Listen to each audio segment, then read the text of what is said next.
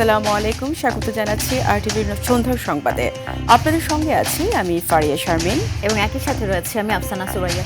মহান মুক্তিযুদ্ধে শহীদ ও বীর মুক্তিযোদ্ধাদের পূর্ণাঙ্গ ও নির্ভুল তালিকা প্রণয়নের উদ্যোগ নিয়েছে সরকার, জানিয়েছেন প্রধানমন্ত্রী। জাতীয় সংসদে তিনি বলেন, এর মাধ্যমে প্রকৃত শহীদ ও মুক্তিযোদ্ধাদের যথাযোগ্য স্বীকৃতি ও মর্যাদা প্রদান সম্ভব হবে।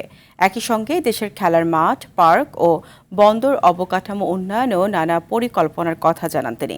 সরকার প্রধান বলেন, রাজধানী সহ দেশের বিভিন্ন সিটি কর্পোরেশন এলাকার খেলার মাঠ ও পার্ক অবৈধ দখলমুক্ত করতে সরকার বদ্ধপরিকর। সাদিয়া কানিজের রিপোর্ট। বুধবার সংসদ অধিবেশনের প্রশ্ন উত্তর পর্বে প্রকৃত শহীদ ও মুক্তিযোদ্ধাদের তালিকা এবং ভুয়া মুক্তিযোদ্ধা ছাঁটাই নিয়ে সংসদ সদস্যদের করা প্রশ্নের জবাবে সরকারের দৃঢ় অঙ্গীকারের কথা জানান প্রধানমন্ত্রী। যাদের দায়িত্ব ছিল জানান, মুক্তিযুদ্ধের মহানায়কদের আত্মত্যাগের যথাযথ স্বীকৃতি দিতে প্রকৃত শহীদদের তালিকা করতে চায় সরকার। এ লক্ষ্যে বিশেষজ্ঞদের নিয়ে একটি কমিটি গঠন করা হয়েছে। যাদের দায়িত্ব ছিল স্বাধীনের পরে একটি সঠিক নিরপেক্ষ তালিকা তৈরি করা মুক্তিযোদ্ধাদের, তারা সেটি করেনি। পরবর্তীতেও বিভিন্ন সময়ে সমস্যা তৈরি হয়েছে। বর্তমানে সরকার চেষ্টা করছে বিভিন্ন বিশেষজ্ঞদেরকে নিয়ে যাতে আমরা একটি পূর্ণাঙ্গ সঠিক মুক্তিযোদ্ধাদের তালিকা তৈরি করতে পারি। এদিকে তরুণ প্রজন্মের বিকাশে খেলার মাঠের গুরুত্ব তুলে ধরে প্রধানমন্ত্রী বলেন, ঢাকা উত্তর ও দক্ষিণ সহ বিভিন্ন সিটি কর্পোরেশনের মাঠ ও পার্ক দখলমুক্ত করে উন্নয়ন করা হচ্ছে। দেশের খেলাধুলার মান বৃদ্ধি করার চেষ্টা করছে এবং আপনি জানলে আনন্দিত হবেন যে এটিতে আমরা মোটামুটিভাবে আলহামদুলিল্লাহ অনেকাংশে সফলও হয়েছি। ঢাকা সিটি কর্পোরেশন আওতাধীন খেলার মাঠ এবং পার্ক সমূহে অবৈধ দখলদারদেরও উচ্ছেদ করার প্রস্তুতি নেওয়া হয়েছে মাননীয় স্পিকার। ভবিষ্যতেও খেলার মাঠ এবং পার্ক সমূহে অবৈধ দখলদারদের উচ্ছেদ কার্যক্রম চলমান থাকবে। গাজীপুরে প্রতিটি জোন ও ওয়ার্ডে নতুন খেলার মাঠ নির্মাণের পরিকল্পনা হাতে নিয়েছে সরকার। আগামী বছর থেকে প্রাথমিক বিদ্যালয়ের শিক্ষার্থীদের জন্য প্রাইম মিনিস্টার গোল্ড কাপ চালুর কথাও জানান তিনি। গাজীপুর সিটি কর্পোরেশন আওতায় 8টি জোনে 8টি খেলার মাঠ এবং 57টি ওয়ার্ডে 57টি খেলার মাঠ করার একটি পরিকল্পনা সরকারের রয়েছে। চট্টগ্রাম বন্দরের সক্ষমতা বাড়াতে সমন্বিত পরিকল্পনার কথা তুলে ধরেন প্রধানমন্ত্রী। বড় জাহাজগুলো আসার পরে এবং বে টার্মিনাল চালু হলে পরে আমদানি রফতানি বাণিজ্যের গতি বৃদ্ধি পাবে এবং স্বাভাবিকভাবে যেহেতু ব্যবসা বাণিজ্যে বা আমদানি রফতানির গতি বৃদ্ধি পাবে, এটি জাতীয় অর্থনীতিতে একটি বড় ইতিবাচক ভূমিকাও রাখবে মাননীয় স্পিকার। একই সঙ্গে বন্দরে কোনো ধরনের দুর্নীতির অভিযোগ প্রমাণিত হলে আইন অনুযায়ী ব্যবস্থা নেওয়া হবে বলেও জানান সরকার প্রধান। এর ফলে স্বাভাবিকভাবে ট্রান্সশিপমেন্ট ব্যয় বা খরচ অনেক কমে আসবে। সাদিয়া কানিজ, আরটিভি, ঢাকা। এর আগে পড়াশোনার পাশাপাশি শিক্ষার্থীদের নৈতিক শিক্ষা দেওয়ার আহ্বান জানিয়েছেন প্রধানমন্ত্রী তারেক রহমান। রাজধানীর চীন মৈত্রী আন্তর্জাতিক সম্মেলন কেন্দ্রে জাতীয় প্রাথমিক শিক্ষা পদক 2026 অনুষ্ঠানে এই আহ্বান জানান তিনি। বলেন, শিশুরাই আগামীর দেশ গড়ার কারিগর, তাই তাদের দক্ষ করে গড়ে তুলতে প্রাথমিক শিক্ষকদের বিশেষ প্রশিক্ষণ দেবে সরকার। এ বিষয়ে আরও জানাচ্ছেন শামীম চৌধুরী। শিশুর হাসি, শিক্ষকের নিষ্ঠা আর বিদ্যালয়ের প্রাণচাঞ্চল্য, এসব মিলিয়েই প্রাথমিক শিক্ষার ভিত্তি। সেই ভিত্তিকে আরও সমৃদ্ধ করতে 1985 সাল থেকেই জাতীয় প্রাথমিক শিক্ষা পদক প্রদান করে আসছে সরকার। ছাত্রী সিলভার জুবিলি মডেল। রাজধানীর চীন মৈত্রী আন্তর্জাতিক সম্মেলন কেন্দ্রে এবারের পদক তুলে দেন প্রধানমন্ত্রী তারেক রহমান। জাতীয় পর্যায়ে ক্রীড়া, সাংস্কৃতিক, বিষয়ভিত্তিক কুইজ সহ 21 ক্যাটাগরিতে বিজয়ী শিক্ষার্থীদের হাতে পুরস্কার, ব্যক্তি পর্যায়ে 15 ক্যাটাগরি এবং প্রতিষ্ঠান পর্যায়ে 2 ক্যাটাগরিতে সম্মাননা দেয়া হয়। সবাইকে আন্তরিকভাবে ধন্যবাদ এবং শুভেচ্ছা। প্রধানমন্ত্রী তার বক্তব্যে শিক্ষার্থীদের প্রতি বছর একটি করে গাছ লাগানোর আহ্বান জানান। প্রাইমারি স্কুলের শিক্ষকদেরকে যদি আমরা সঠিক ট্রেনিং এর মাধ্যমে সঠিকভাবে গড়ে তুলতে পারি, তাদেরকে সঠিক ট্রেনিং দিতে পারি, তারা তাদের সেই ট্রেনিংটা, সেই শিক্ষাটা তারা শিক্ষার্থীদের কাছে পৌঁছে দিবেন, যার ফলে শিক্ষার্থীরা অর্থাৎ প্রাইমারি স্কুল থেকে একটা শক্ত বুনিয়াদ গড়ে উঠবে ভালো কিছুর। এবং সেই জন্যই আমরা চাইছি সেখানে লার্নিং উইথ হ্যাপিনেস এই বিষয়টিকে ওখানে ইনক্লুড করার জন্য। প্রাথমিক পর্যায়ে শিক্ষার্থীদের স্কুল ড্রেস দেওয়ার কথাও জানান সরকার প্রধান। যদি একটি মানবিক বাংলাদেশ আমাদেরকে গড়ে তুলতে হয়, তাহলে অবশ্যই আমাদের এই যে ছোট কোমলমতি শিশুগুলো আছে তাদেরকে আমাদের মানবিক মানুষ হিসাবে গড়ে তুলতে হবে। আমরা যদি মানবিক মানুষ হিসাবে তাদেরকে গড়ে তুলতে পারি, তাহলেই আমরা মানবিক বাংলাদেশ গড়ার ক্ষেত্রটি রচনা করতে পারব। এ সময় প্রাথমিক বিদ্যালয়ের ক্ষুদে শিক্ষার্থীদের মনোজ্ঞ সাংস্কৃতিক অনুষ্ঠান উপভোগ করেন প্রধানমন্ত্রী। এর আগে চীন মৈত্রী আন্তর্জাতিক সম্মেলন কেন্দ্র প্রাঙ্গণে একটি নিমগাছের চারা রোপণের মাধ্যমে দেশব্যাপী ৬৫,০০০ প্রাথমিক বিদ্যালয়ে ২ লাখ বৃক্ষরোপণ কর্মসূচির উদ্বোধন করেন তারেক রহমান। ঘুরে দেখেন স্কুল ফিডিং, আনন্দময় শিক্ষা, ডিজিটাল শিক্ষা ও বুনিয়াদী শিক্ষা সহ ক্ষুদে শিক্ষার্থীদের বিভিন্ন উদ্ভাবনী উদ্যোগের স্টল। এ সময় ক্ষুদে শিক্ষার্থীদের উৎসাহ প্রদান করেন প্রধানমন্ত্রী তারেক রহমান। শামীম চৌধুরী, RTV, ঢাকা। শিক্ষামন্ত্রীর পদত্যাগের দাবিতে রাজধানীর উত্তরায় আবারও সড়ক অবরোধ করেছেন HSC শিক্ষার্থীরা। দুপুর 1টার পর ঢাকা ময়মনসিংহ মহাসড়ক অবরোধ করে বিভিন্ন কলেজের শিক্ষার্থীরা বিক্ষোভ শুরু করেন। এর আগে মঙ্গলবার সড়ক অবরোধ করেন শিক্ষার্থীরা। পরে মঙ্গলবার রাতের মধ্যে শিক্ষামন্ত্রীর পদত্যাগের আলটিমেটাম দিয়ে মার্জ টু শিক্ষা মন্ত্রণালয় কর্মসূচি ঘোষণা করে সড়ক ছাড়েন তারা।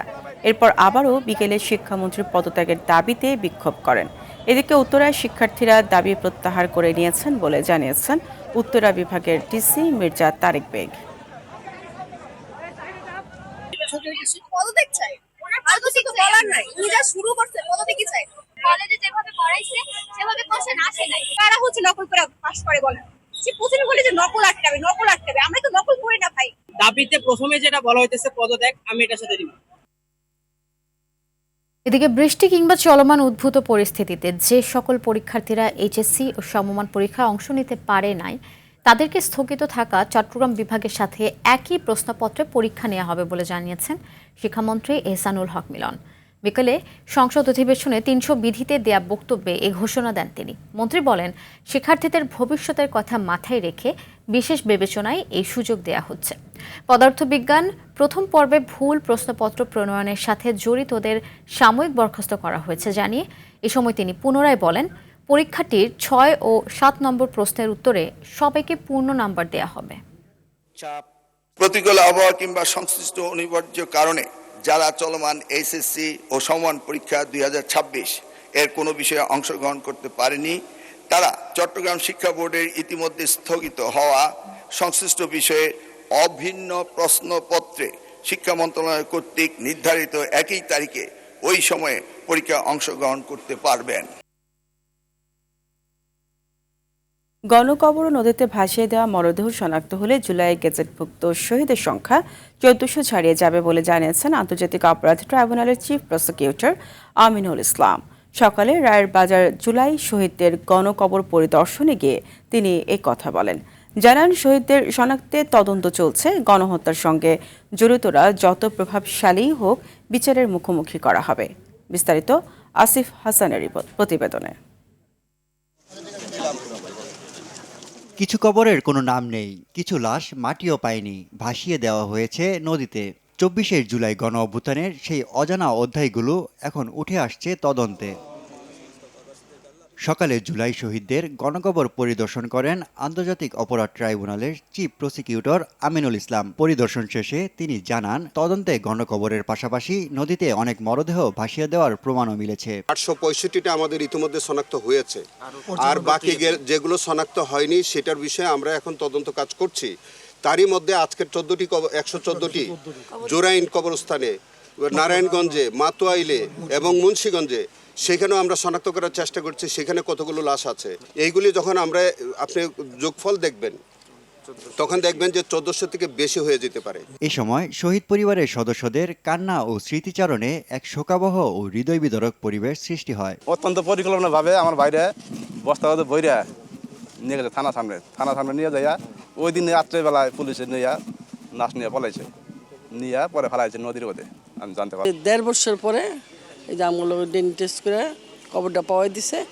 ওই কবরটা পাওয়াই দিছে, তখন দেখে কি সবাই দেয় যে এই কবরটাই। এটা ভাষায় প্রকাশ করার মতো না দিনগুলা কিভাবে কাটলো। ধরেন এখন তো জুলাই মাস চলতেছে, এখন নানান লোক আসতেছে, নানান লোক খোঁজ খবর নিতেছে, জুলাই মাস আগস্ট মাস চলে যাক, কাউকে খুঁজে পাওয়া যাবে না। সরকারের কাছে দ্রুত ন্যায় বিচারের পাশাপাশি কবর সংরক্ষণে যথাযথ পদক্ষেপ নেওয়ার দাবি জানান শহীদ পরিবারের স্বজনরা। আসিফ হাসান, RTV, ঢাকা। শেখ হাসিনার আত্মসমর্পণের সুযোগ নেই। দেশে আসলে তাকে গ্রেফতার করে কারাগারে পাঠানো হবে, তাকে শাস্তি পেতে হবে, একথা বলেন স্বরাষ্ট্রমন্ত্রী সালাউদ্দিন আহমেদ। ঢাকা বিশ্ববিদ্যালয়ে TSC অডিটোরিয়ামে ছাত্রদল আয়োজিত জুলাই অভ্যুত্থান নিয়ে আলোচনা সভায় একথা বলেন তিনি আরও বলেন, সাবেক IGP বেনজির আহমেদকে দ্রুত দেশে ফিরিয়ে আনা হবে। সভায় ছাত্রদলের কেন্দ্রীয় কমিটির সভাপতি রাকিবুল ইসলাম রাকিব এবং সাধারণ সম্পাদক নাসির উদ্দিন নাসির সহ বিভিন্ন ছাত্র সংগঠনের শীর্ষ নেতারা বক্তব্য রাখেন।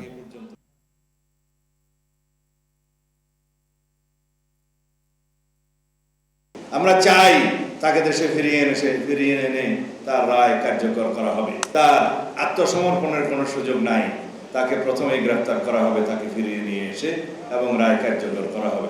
ফেসিবাদী দূষর মন্ত্রী MP যারা বিভিন্ন সরকারি কর্মকর্তা ফেসিবাদের দূষর ছিল, তাদেরকে ফিরিয়ে আনার জন্য আমরা ইন্টারপোলের মাধ্যমে অ্যারেস্ট ওয়ারেন্ট জারি করিয়েছি। দেশের সব নগরকে সরকারি ব্যবস্থাপনায় পরিচ্ছন্ন রাখার উদ্যোগ নেওয়া হবে বলে জানিয়েছেন স্থানীয় সরকার, পল্লী উন্নয়ন ও সমবায় মন্ত্রী মির্জা ফখরুল ইসলাম আলমগীর। তিনি বলেন, বর্জ্য ব্যবস্থাপনার আধুনিকায়ন, জলাবদ্ধতা নিরসনে পলিথিন সহ বিভিন্ন বর্জ্য অপসারণ করে বসবাসযোগ্য নগরী গড়তে নিরলস কাজ করে যাচ্ছে সরকার। বিস্তারিত অভি আরিফের রিপোর্টে। পরিচ্ছন্ন, পরিকল্পিত ও বাসযোগ্য নগর গড়ে তুলতে সরকার কাজ করছে বলে জানিয়েছেন স্থানীয় সরকার, পল্লী উন্নয়ন ও সমবায় মন্ত্রী মির্জা ফখরুল ইসলাম আলমগীর। সকালে ঢাকা উত্তর সিটি কর্পোরেশনের মিলনায়তনে নগরের বর্জ্য ব্যবস্থাপনা আমার আপনার সকলের দায়িত্ব শীর্ষক সেমিনারে প্রধান অতিথির বক্তব্যে তিনি একথা বলেন। অনুষ্ঠানে বিশেষ অতিথি হিসেবে উপস্থিত ছিলেন স্থানীয় সরকার প্রতিমন্ত্রী মীর শাহ আলম এবং যুব ও ক্রীড়া প্রতিমন্ত্রী মোহাম্মদ আমিনুল হক। স্থানীয় সরকার মন্ত্রী বলেন, ঢাকার বর্জ্য ব্যবস্থাপনার সমস্যা দীর্ঘদিনের। তিনি বলেন, পরিচ্ছন্ন নগরী গড়তে শুধু সিটি কর্পোরেশনের বা সরকারের উদ্যোগ যথেষ্ট নয়, এর জন্য প্রয়োজন নাগরিকদের সক্রিয় অংশগ্রহণ ও দায়িত্বশীল আচরণ। আমরা যদি এই সিটি কর্পোরেশনগুলোকে একটা গভর্নমেন্টে পরিণত করতে না পারি, সরকার হবে সে, এবং সেই নিয়ন্ত্রণ করবে অন্যান্য ডিপার্টমেন্টগুলোকে যেগুলো ঢাকা শহরের জন্য প্রয়োজন। তা না হলে এই সমস্যার সমাধান সহজে হবে না। আমরা এটাকে নিয়ে সিরিয়াসলি চিন্তা করছি। আমাদের মাননীয় প্রধানমন্ত্রীও অত্যন্ত সিরিয়াস। এটা হচ্ছে সচেতনতা, আমার বোধ, আমার চিন্তা ভাবনা। ওই কাজটা সবার আগে করতে হবে। মানুষের মধ্যে এই ধারণা তৈরি করতে হবে যে আমাকে আমার জায়গাটা আমাকে পরিষ্কার রাখতে হবে। মানুষের মধ্যে সেই সচেতনতা সৃষ্টি করার চেষ্টা করি, একটা মুভমেন্ট তৈরি করি। সেই মুভমেন্টটাকে কিন্তু আপনারা এগিয়ে নিয়ে যেতে হবে। এ সময় মন্ত্রী আরও বলেন, প্রধানমন্ত্রীর নির্দেশনা অনুযায়ী বর্জ্য ব্যবস্থাপনাকে আধুনিক, কার্যকর ও জনবান্ধব করতে বিভিন্ন উদ্যোগ গ্রহণ করছে সরকার। এসব উদ্যোগ সফল করতে প্রয়োজন সবার সম্মিলিত প্রচেষ্টা। আমি উদ্যোগ নেব, চেষ্টা করছি, মাননীয় প্রধানমন্ত্রীর সঙ্গে কথা হয়েছে যে আমরা এই বুড়িগঙ্গাকে আমরা ঠিক করার কোনো চেষ্টা করতে পারি কিনা, আমরা তুরাগকে ঠিক করার চেষ্টা করতে পারি। কারণ ঢাকা শহর বেঁচে থাকবে কিন্তু এই নদীগুলোর উপরে। সবাই মিলে যদি চেষ্টা করি, অল অফ আস, ওই জায়গায় আমরা ওই আওয়ামী লীগ, BNP, জাতীয় পার্টি, জামাতে ইসলাম দেখতে চাই না। আমরা এই জায়গায় বাংলাদেশকে দেখতে চাই। অভি আরিফ, RTV, ঢাকা। বৃষ্টির পানি নিষ্কাশন ব্যবস্থার দুর্বলতা ও খাল দখলই রাজধানীর জলাবদ্ধতার প্রধান কারণ বলছেন বিশেষজ্ঞরা। তাদের মধ্যে সরকারের পরিকল্পনায়ও রয়েছে ত্রুটি। খালগুলো দ্রুত পুনরুদ্ধার করা গেলে রাজধানীর প্রায় 80% জলাবদ্ধতা দূর করা সম্ভব হবে বলেও মনে করেন তারা। জলাবদ্ধতা নিরসনে আধুনিক পানি নিষ্কাশন ব্যবস্থা গড়ে তোলার পাশাপাশি খালগুলো পুনরুদ্ধারের প্রতিশ্রুতি দিয়েছেন ঢাকার 2 সিটি কর্পোরেশনের প্রশাসক। বিস্তারিত থাকছে সর্দার রাজীবের রিপোর্টে। এটি রাজধানীর অভিজাত বনানী এলাকার চিত্র। রবিবারের মাঝারি মাত্রার বৃষ্টিতে তলিয়ে যায় এলিভেটেড এক্সপ্রেসওয়ের নিচের অংশ। একটু বেশি বৃষ্টি হলেই রাজধানীর বিভিন্ন এলাকা তলিয়ে যাওয়া এমন দৃশ্য হরহামেশাই দেখা যায়। বিশেষ করে মিরপুর, পান্থপথ ও ধানমন্ডিতে ভোগান্তি ওঠে চরমে। কোথাও হাঁটু পানি, আবার কোথাও পৌঁছায় কোমর পর্যন্ত। গুলশানে পানির চাপে ভেঙে যায় সড়কও। বিশেষজ্ঞরা বলছেন, পানির নিষ্কাশন ব্যবস্থার ব্যাপক দুর্বলতার কারণেই রাজধানীতে এমন জলাবদ্ধতা। বনানী ফ্লাইওভারের ঠিক যেখানে সে টাচ ডাউন করলো সেখানটায় পানি ডুবে আছে, তাহলে এখানে পানি জমছে কেন? 5 বছর আগে তো জমতো না। এই মহাখালী জাংশন থেকে শুরু করে গল্ফ কোর্স পর্যন্ত দুই পাশেই বড় পিট ছিল, গর্ত ছিল, ওই মাটিটা দিয়েই রেল লাইনগুলি বানানো হয়েছিল। এই বড় পিটে পানি জমতো, যখনই অনেক বৃষ্টি হতো পানিটা ওখানে জমে যেত। এই সমস্তটা গত 4-5 বছর ধরে ভরলো আমাদের চোখের সামনে। এছাড়া সরকারি প্রতিষ্ঠানগুলোর মধ্যেও এ নিয়ে রয়েছে সমন্বয়হীনতা। ড্রেনেজ ব্যবস্থাকে মাথায় না নিয়ে যত উন্নয়ন পরিকল্পনা এবং স্বপ্ন দেখানোর হয়েছে প্রত্যেকটা ছিল প্রহসন, প্রতারণা এবং আত্মঘাতী। বিশেষ করে সড়কগুলোকে সবগুলি সমুদ্র উচ্চতার 10 মিটার উপরে করার যে ধারণা, ইউনিফর্মিটি, সেটা ছিল কতগুলো লেগুন বা কতগুলো পোল্ডার বানানোর একটা কার্যক্রম। জলাবদ্ধতা নিরসনে আধুনিক পানি নিষ্কাশন ব্যবস্থা গড়ে তোলার পাশাপাশি দখল হওয়া খালগুলো পুনরুদ্ধারের প্রতিশ্রুতি ঢাকার 2 সিটি কর্পোরেশনের। খাল যদি ভরাট হয়ে যায় সেখানে আর পানি নিষ্কাশনের অপচয়ের কোনো জায়গা থাকে না। সেই কারণে সিটি কর্পোরেশনের উদ্যোগে আমরা একটি করে নির্ধারণ করে আমরা খালগুলো উদ্ধার করব এবং সেই খালগুলো আমরা খনন করব বলে আমরা উদ্যোগ গ্রহণ করেছি অলরেডি। 33টা স্পট আছে যেখানে বৃষ্টি হলে পানি জমে যায়, সেই পানিগুলোকে দ্রুত সময় নিষ্কাশনের জন্য আমরা ব্যবস্থা গ্রহণ করেছি।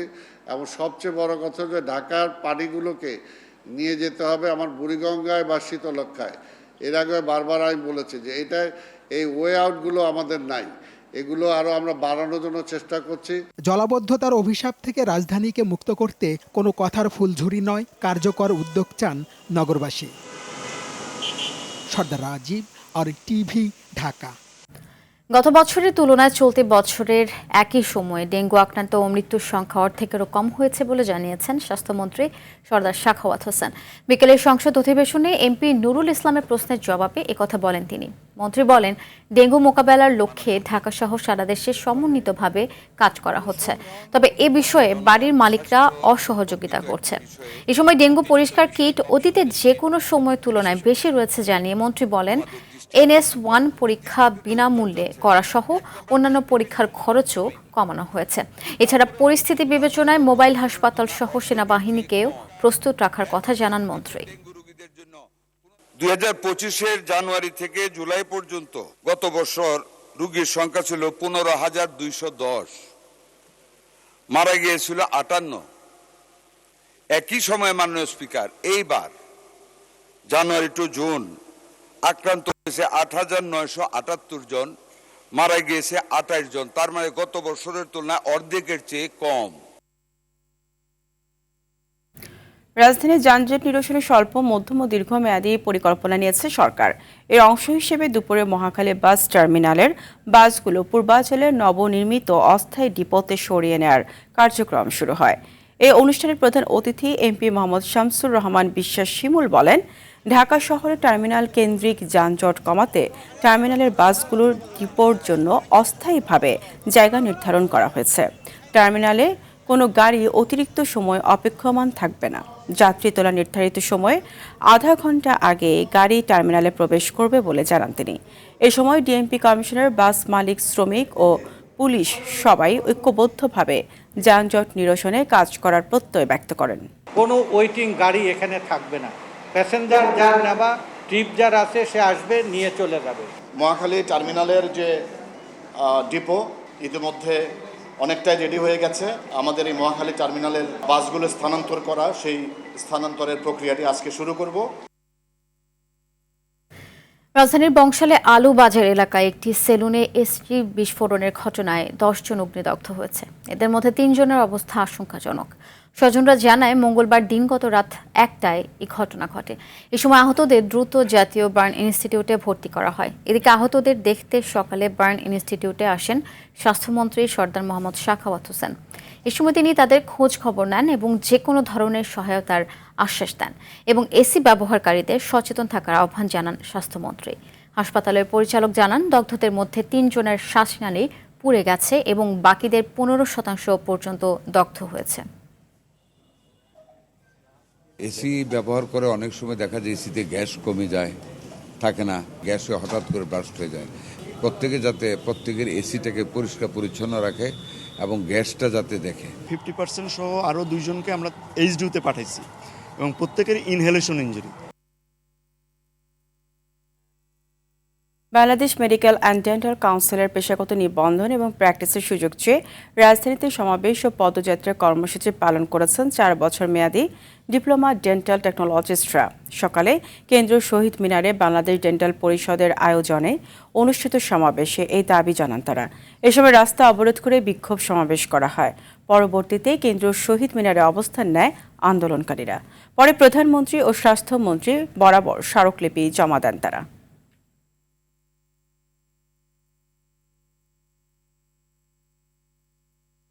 দেশের বিভিন্ন জেলায় কমতে শুরু করেছে বন্যার পানি। কয়েকদিনের তুলনায় পরিস্থিতির উন্নতি হয়েছে চট্টগ্রামে। ক্ষত মেরামতে কাজ করছে স্থানীয় সহ প্রশাসন। তবে বাঁশখালী ও সাতকানিয়া বিদ্যুৎহীন অবস্থায় আছে প্রায় 10,000 গ্রাহক। ফলে নলকূপ দিয়ে ভূগর্ভস্থ বিশুদ্ধ পানি তুলতে পারছেন না স্থানীয়রা। কমেছে সুনামগঞ্জের নদ নদের পানিও। রংপুর সহ উত্তরাঞ্চলেও বিপদসীমার নিচ দিয়ে প্রবাহিত হচ্ছে তিস্তা নদীর পানি। এদিকে অবিরাম বর্ষণে জলাবদ্ধতার সৃষ্টি হয়েছে সাতক্ষীরায়।